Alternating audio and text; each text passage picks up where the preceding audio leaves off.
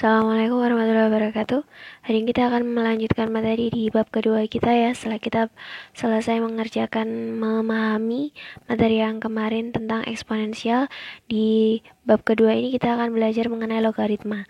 Nah, di logaritma sendiri ini ada 3 subbab yang akan kita pelajari. Yang pertama yaitu tentang sifat-sifat logaritma, kemudian fungsi logaritma, dan yang terakhir adalah persamaan dan ketidaksamaan logaritma. Langsung saja ke subbab yang pertama, kita akan belajar tentang sifat-sifat logaritma. Tapi sebelum masuk ke sifat, coba kita pahami dulu apa itu pengertian dari logaritma. Jadi didefinisikan kalau ada A log B sama dengan C, itu artinya adalah A pangkat C sama dengan B. Ada syaratnya, dia ada nilainya, logaritma ini, kalau nilai A-nya lebih dari 0. A-nya tidak boleh sama dengan 1, dan kemudian B-nya harus lebih dari 0. Nah, siapa sajakah A, B, dan C ini?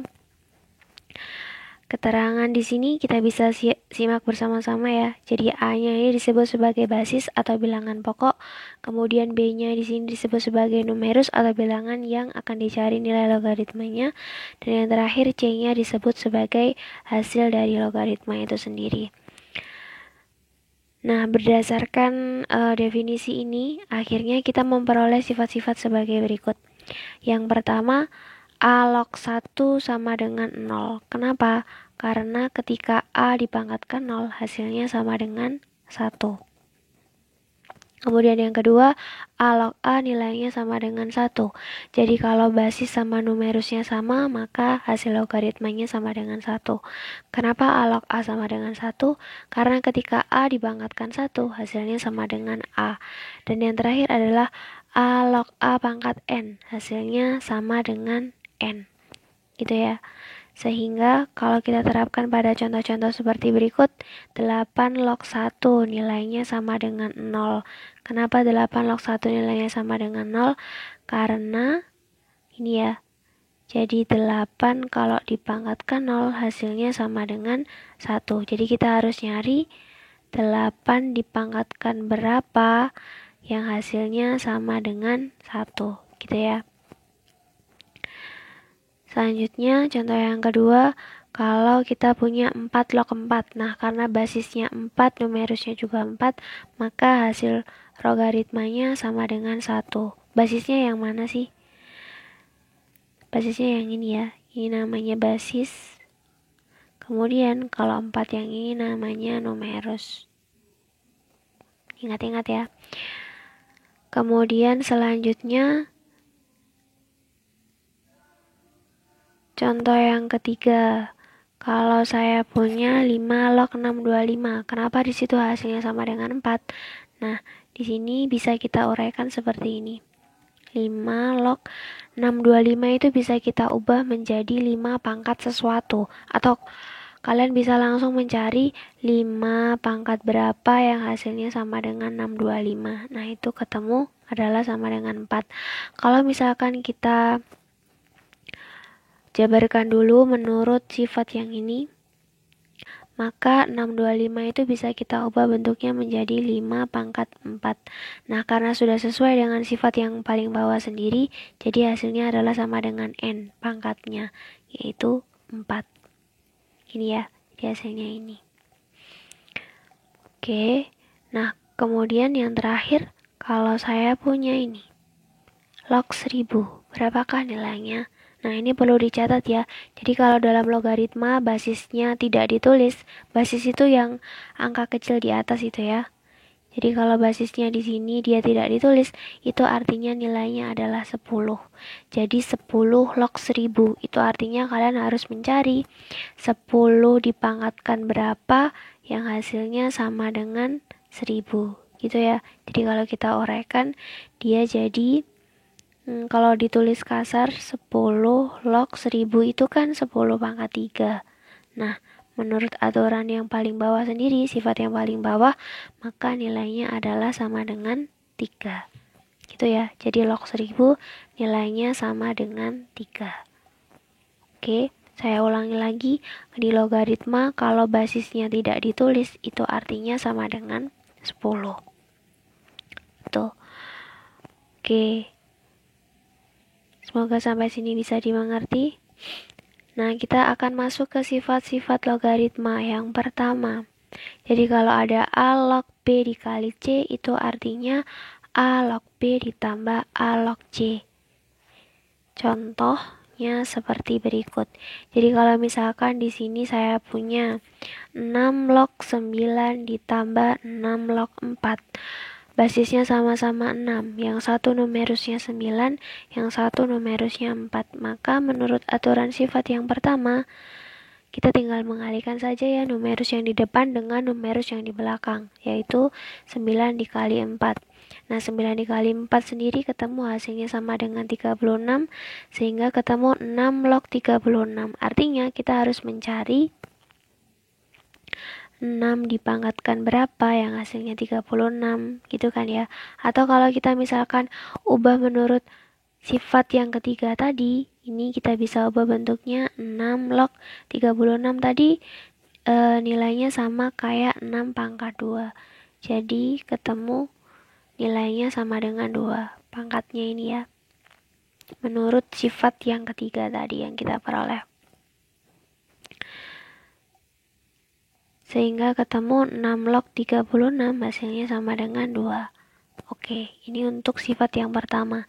Selanjutnya untuk sifat yang kedua, kalau saya punya A log B per C, itu artinya A log B dikurangi A log C. Jadi kalau perkalian hasilnya sama kayak di jumlah, kalau pembagian hasilnya sama kayak dikurangi gitu ya. Langsung kita masuk ke contohnya. Jadi misalkan di sini kalau kita punya 5 log 1000 dikurangi 5 log 8, maka itu artinya adalah 5 log 1000 dibagi 8. Nah, 1000 dibagi 8 sendiri itu sendiri hasilnya sama dengan berapa? 125. Sama kayak tadi ya. Jadi kita harus nyari 5 pangkat berapa yang hasilnya 125. Nah, itu terjadi ketika 5 pangkat 3. Sehingga ketemu hasil logaritma 5 log 125 adalah sama dengan 3. Oke, semoga sampai paham untuk sampai sifat yang kedua ini ya. Selanjutnya sifat yang ketiga. Nah, kalau misalkan saya punya A log B pangkat C, nilainya sama dengan C dikali A log B. Gitu ya. Nah, bedanya kalau yang tadi kan kita punyanya A log A pangkat N. Nilainya sama dengan N gitu ya. Jadi A sama A ini sama. Nah, bedanya sama sifat yang ini apa?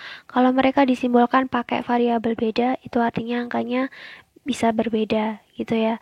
Jadi kalau contoh, misalkan dalam kasus berikut, kita punya soal 2 log 128. Nah, ini bisa kita uraikan menjadi 2 log 2 pangkat 7, di mana 128 nilainya sama dengan 2 pangkat 7. Nah, sehingga dari sini kita bisa menerapkan aturan yang ini. Menerapkan aturan yang di sampingnya ini ya. Yang ini. Bisa ini langsung kita jawab sama dengan 7. Atau kalau mau dijabarkan menurut aturan yang di atas, ini kita uraikan dulu, pangkatnya turun jadi 7 dikali 2 log 2. Dimana kita tahu kalau ada A log A sama dengan 1 ya nilainya. Jadi kalau 2 log 2 hasilnya sama dengan 1. Kemudian 7 dikali 1 hasilnya sama dengan 7. Gitu ya. Nah, ini kalau misalkan saya punya lagi 3 log 16. Nah, ini nilainya sama dengan berapa? Kalian nggak usah bingung. Kita uraikan saja. 16 itu berapa pangkat berapa sih? 16 itu kan 2 pangkat 4 ya. Nah, berarti kalau menurut aturan yang ini, kita bisa ubah bentuknya menjadi 4 dikali 3 log 2. Nah, 3 log 2 sendiri itu berapa nilainya? Karena tidak diketahui, kita tidak bisa menghitung pakai penghitungan manual. Jadi udah biarkan aja bentuk akhirnya dalam bentuk 4 dikali 3 log 2 gitu ya. Oke.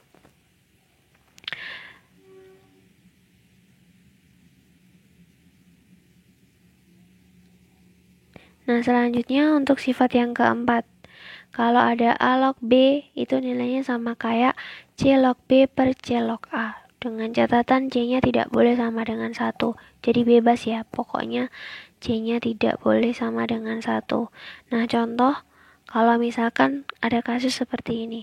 Diketahui kalau nilai dari 2 log 5 sama dengan P. Kita disuruh menyatakan 16 log 25 dalam bentuk P. Maka gimana caranya? Nah, menurut aturan sifat itu tinggal kita uraikan saja. Jadi 16 log 25 itu bisa kita uraikan menjadi 2 log 25 per 2 log 16. Nah, kenapa kok 2? Karena yang diketahui di soal ini adalah 2. Jadi karena yang diketahui di sini adalah 2 log 5, maka kita menguraikannya juga pakai 2. Kalau misalkan di sini yang di soalnya diketahui 3 log 5, berarti di sini diuraikannya juga 3, di sini juga 3, gitu ya. Jadi menyesuaikan sama soalnya. Nah, kalau misalkan soalnya diketahui dua-duanya ada. Jadi 2 log 5 ada, 3 log 5 ada, berarti gimana? Kita tinggal pilih salah satu saja, gitu ya. Jadi karena di sini yang diketahui ada 2 log 5, jadi kita uraikan menjadi 2 log 25 per 2 log 16. Kemudian kita uraikan, 25 itu berapa pangkat berapa? 5 pangkat 2 ya. Kalau 16 itu adalah 2 pangkat 4. Kemudian setelah kita uraikan, kita jabarkan menurut sifat-sifat yang sudah ada tadi. Jadi yang pertama, ini. Pangkatnya turun dulu, 2 dikali 2 log 5. Kemudian penyebutnya 4 dikali 2 log 2. Nah, karena diketahui tadi di soal 2 log 5 nilainya sama dengan P, maka di sini langsung kita bisa ganti ya. 2 dikali P per 4 dikali 1. 1 dari mana? 2 log 2. Sehingga ketemu hasilnya 2P per 4. Atau kalau disederhanakan menjadi setengah P. Gitu ya. Oke, semoga sampai sini bisa dipahami. Kemudian selanjutnya sifat yang kelima. Kalau misalkan ada A log B dikali B log C, nilainya sama dengan A log C. Jadi numerus di logaritma yang pertama nilainya sama kayak basis di logaritma kedua, maka langsung ini ya A log C yang ini. Sehingga contohnya kalau misalkan saya punya kasus seperti ini, kalau ada 2 log 3 dikali 4 log 8 dikali 3 log 4. Nah, ini kan kalau dibayangkan semrawut sekali. Gak usah panik, kita bisa langsung menjejerkan angka-angka yang basis sama numerusnya mirip. Jadi kita tata, karena berlaku sifat komutatif di perkalian, maka bentuk soalnya itu bisa kita ubah menjadi seperti ini. Jadi 2 log 3 dikali 3 log 4 dikali 4 log 8. Nah, mereka kan udah pada deketan ya, ini angka yang mirip yang ini. Nah, karena udah pada deketan, mereka kita bisa anggap hilang, sehingga yang tersisa adalah yang ini. 2 log 8. Ya. Jadi kita tinggal ambil basis yang paling kiri, kemudian kita ambil numerus yang paling kanan. Sehingga dari sini akan diperoleh 2 log 8. Nah, kita tinggal cari 2 pangkat berapa yang hasilnya 8. Atau kalau mau diuraikan pakai sifat yang seperti ini tadi juga boleh. 8 kita ubah jadi 2 pangkat 3, kemudian 3 pangkatnya turun dikali 2 log 2. 2 log 2 hasilnya sama dengan 1, sehingga ketemu 3 kali 1 yaitu sama dengan 3. Gitu ya. Oke, itu sifat yang kelima. Selanjutnya sifat yang keenam. Nah, ini kalau ada A pangkat M log B pangkat N, nilainya sama dengan N per M dikali A log B. Contoh kasusnya seperti apa? Jadi seperti ini, kalau saya punya 16 log 64. Kan kita kalau mau nyari 16 pangkat berapa sih yang hasilnya sama dengan 64? Susah ya kalau di awang-awang. Jadi kita pakai gunakan aturan yang ini. Kita ubah dulu. 16 itu kita ubah menjadi 2 pangkat 4. Kemudian 64-nya kita ubah menjadi 2 pangkat 6. Kan sudah menjadi bilangan berpangkat semua. Akhirnya kita terapkanlah sifat yang ini.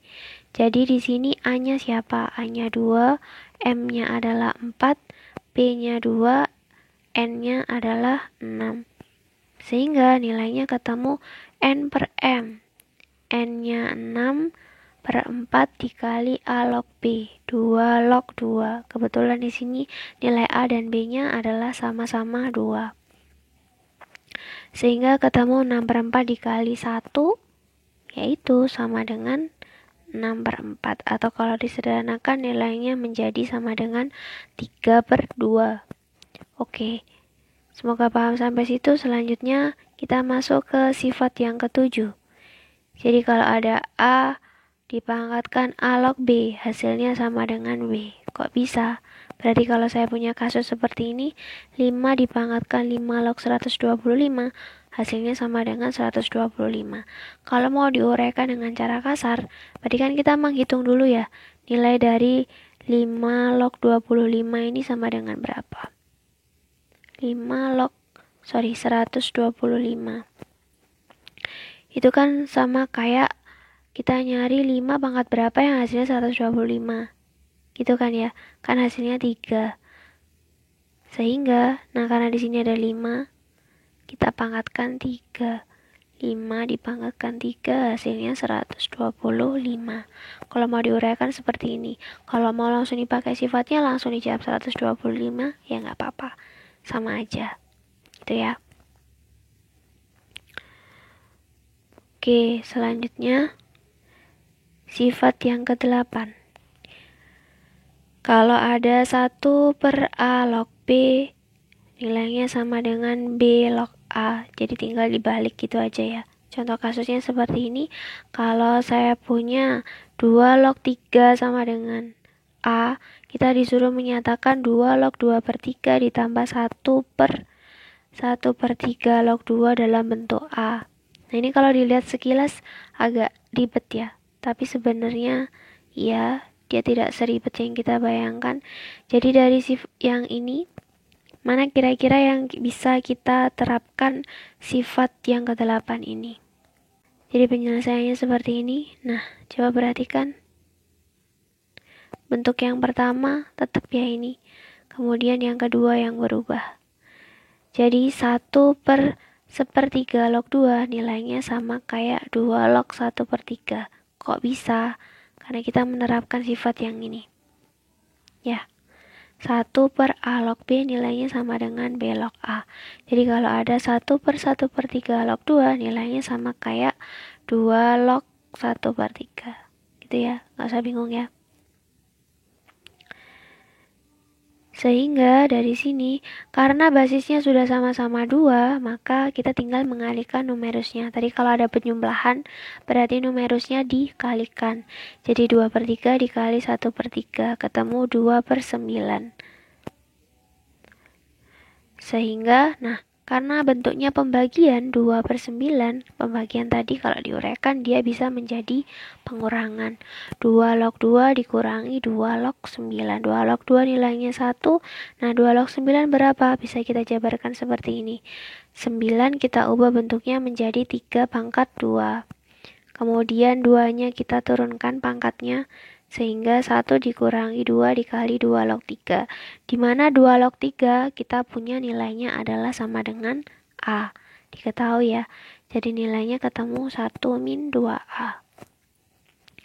Oke, semoga sampai sini benar-benar bisa dipahami ya. Demikian. Semoga ilmu yang kita terima mendapat barokah dan diridhoi menjadi ilmu yang bermanfaat. Insyaallah kita berjumpa di pertemuan selanjutnya. Saya akhiri dulu. Wassalamualaikum warahmatullahi wabarakatuh.